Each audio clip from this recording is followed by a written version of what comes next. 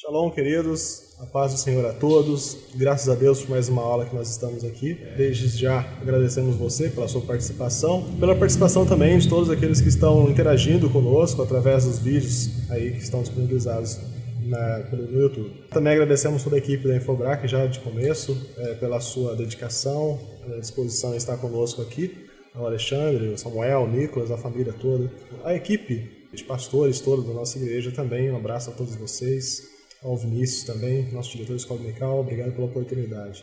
Que Deus continue abençoando a cada um. Bom, hoje iniciamos a aula 2, continuando falando sobre o panorama, sobre o tabernáculo, o templo de Salomão e os templos atuais. Tá? E hoje vamos falar sobre um personagem importante do tabernáculo que está relacionado diretamente à execução das celebrações religiosas, que no caso é o sacerdote. Então o nosso foco maior hoje vai ser Êxodo, capítulo 28, o sumo sacerdote ou sacerdote. Que é essa figura que nós vamos ver no canto direito superior do quadro. Né? Vocês vão observar, primeiramente, a vestimenta desse sacerdote era uma vestimenta específica, o que diferenciava o sacerdote dos demais integrantes ali dos levitas. Por exemplo, no canto esquerdo inferior, se você observar ali, vai ficar interessante agora com a câmera.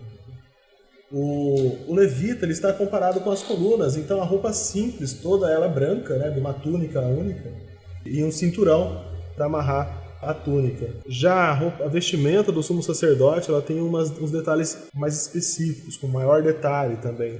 Né, e é sobre esse personagem que nós vamos então discutir, falar um pouquinho dele hoje. Bom, então nosso texto de referência maior está em Êxodo capítulo 28, tá? Em específico aí do versículo 4 a seguir. Nós vamos fazer uma referência aí a todo o capítulo. Então quem tem a sua Bíblia pode fazer uso. Nós vamos fazer uma aula bem didática aqui. E se você não tem a sua Bíblia, você pode usar a sua Bíblia eletrônica. Se você não tem ela impressa, você pode usar ela eletrônica. Ou então o material que vai ficar disponível para vocês consultarem na descrição do vídeo. Também na descrição do vídeo tem uma ilustração que nós estamos utilizando do software Illumina Gold. Tá?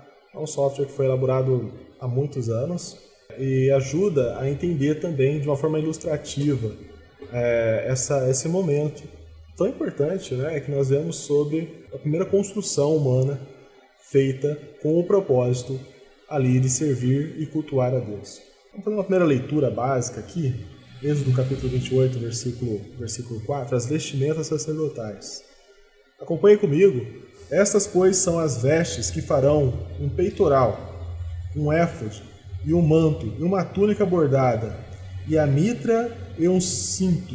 Farão, pois, vestes santas a Arão, teu irmão, e aos seus filhos, para me administrarem o ofício sacerdotal.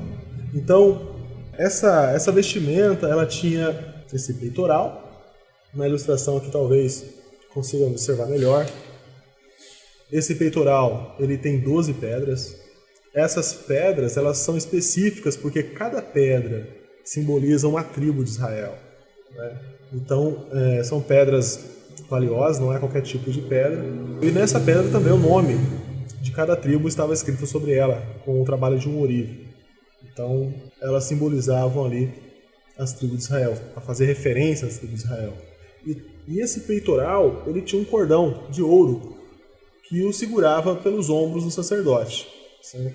Outra coisa do peitoral, no versículo 4 que nós lemos aí, que tratava-se então de uma peça quadrada e um tecido espesso, no qual foram colocadas as 12 pedras do povo de Israel, em fileiras horizontais, com 3 pedras, como a gente pode observar aqui. Também podemos falar um pouquinho sobre essas pedras na questão do versículo 15 e 21. Diz assim: farás também no peitoral o juiz de obra esmeralda, conforme a obra do éfode, o farás, de ouro e de pano azul, e de púrpura e de carmesim, e de linho fino toneladas a farás, torcido farás, né? Então, esse peitoral tem uma especificidade muito grande, importância para lembrar do povo de Israel. Outra questão é o éfode. O éfode era uma peça do vestuário sacerdotal, como se fosse um avental. Né? Como vocês podem observar aqui, ó, esse tecido colorido aqui, representa essa época. Usado sobre o manto, que descia até os joelhos. Nesse éfode, nessa parte azul, né, que vocês podem ver aqui, embaixo da parte colorida, ele tinha os sinos, que representava a presença do sacerdote enquanto ele caminhava. Qual que é a importância desses sinos? Nós sabemos que os sacerdotes se apresentavam no templo uma vez ao ano para oferecer ao Senhor sobre os pecados do povo. Aqui, toda vez que ele ia entrar ali no Santo dos Santos, ele tinha que estar em santificação, né, 100%. E em jejum também, 100%. O jejum sacerdotal da época não era como hoje. Nós fazemos jejuns assim, parciais, né? Tem vários tipos de jejum.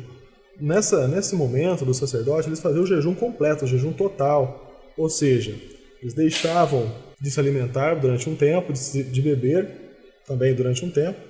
Mas não só isso, eles se preocupavam também com a meditação do intelecto, né? No que pensar enquanto fazer o jejum. Outra coisa importante para nós aprendermos nos dias atuais, né? Quando a gente jejua, será que a gente está realmente nos concentrando sobre as coisas de Deus ou estamos fazendo um jejum de qualquer jeito, né? Só se abstendo de alimentos, por exemplo. E aqui nós vamos observar que o jejum, por exemplo, do sacerdote para oferecer ao Senhor aquele momento de adoração, uma vez por ano, era um jejum completo. Então eles deixavam de se alimentar, tomavam um banho, né, e ficavam ali dedicando ao Senhor também na meditação. Então eles ficavam fazendo a leitura da palavra do Senhor, da Bíblia, da lei no caso, né, durante todo o momento do jejum, se concentrando mesmo, para poder chegar no momento da adoração a Deus, ser e estar perfeito, em santificação mesmo, se afastando de todas as coisas do mundo. Então ele ficava concentrado, ele não ficava também, não tinha acesso ao povo. O povo não chegava aí naqueles momentos que ele estava se santificando para oferecer ofertas ao Senhor. Então, essa meditação era concentrada na leitura da Bíblia, 100% na leitura da Bíblia. Muito bem. Quais são as obrigações do sacerdote durante esse período? São 3 obrigações específicas, né? A primeira obrigação dos sacerdotes era, então, em geral, em 3 categorias. Ministrar no santuário diante do Senhor, essa era uma. Então ele ministrava no santuário, além de oferecer o sacrifício, ele ministrava. Como que ele ministrava?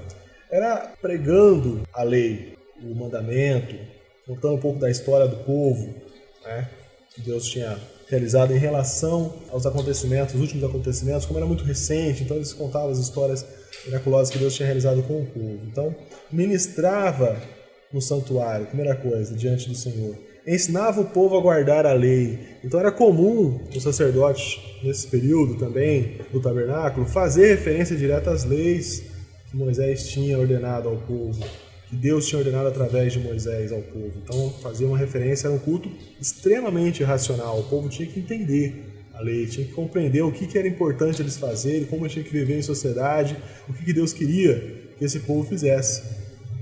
Certo? Outra questão bacana, importante também, que estava relacionada com essas 3 categorias, era consultar o Urim e o Tumim. Tá?